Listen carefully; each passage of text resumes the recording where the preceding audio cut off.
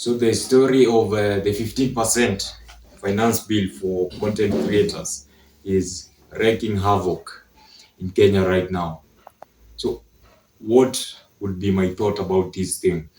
So I think someone is playing around with us, first of all, because if you look at it, the bill, those who are being cited are the content creators, people like Jalano, people like Njugush, people who make the huge bucks, Butita and the likes.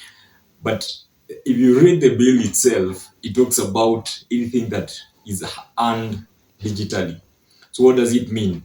For me, I have a business called Jodiso, which makes or which sells sneakers, which sells clothing, brands, jewelry, all that. But we only do drops once per month. So what it means is when we are doing our drop in that a week that we do for a month, we're supposed to pay 15% of what we rake in sales, which I think is not quite right for me.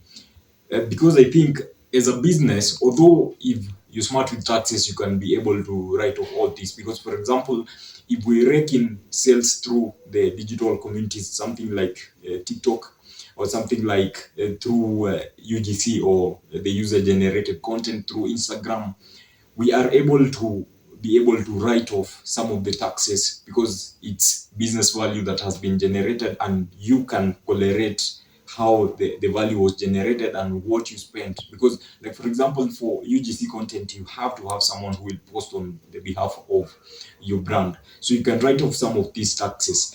But the thing is, the government and the people who are pushing this bill, they are looking at the content creators only.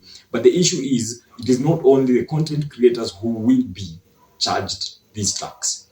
Even we guys who are, let's say, subpar being content creators, we also do the online marketing, we also do digital brands and all that. We'll also pay the 15%. So it's not only the content creators.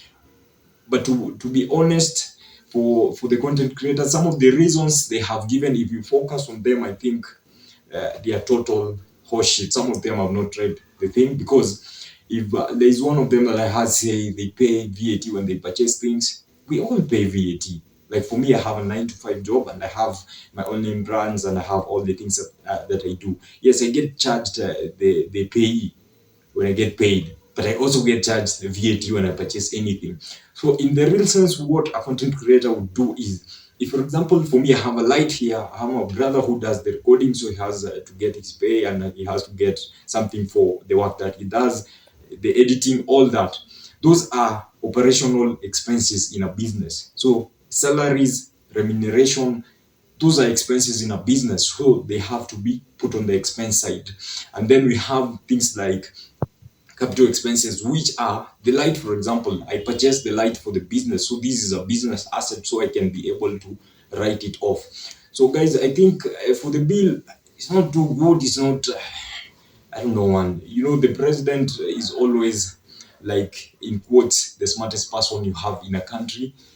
And I think people who are aiming or wishing for him to fail, it would be wrong for me to jump on the same bandwagon, because I think if he is able to succeed, for example, for me as a tech guy, for me as a guy who owns a digital marketplace, for me as a guy who does content, for me as a guy who does develop software for other people, for me as a guy who does AI, I will benefit, because will be, first of all, things will not be as expensive as they are, so the cost of living will be low. So if you earn $1,000 from abroad, it comes as good money. Right now, if you earn $1,000 and then you come here, 1,000 bob from $1,000, you convert it into the 1,000 bob that we have. You can't even purchase three things with that money. So I think we give him a chance. Let's see what he does. Let's see what happens with the finance bill. There are some things that are out of order in it, but let's see who these guys we selected or who these guys we elected will do.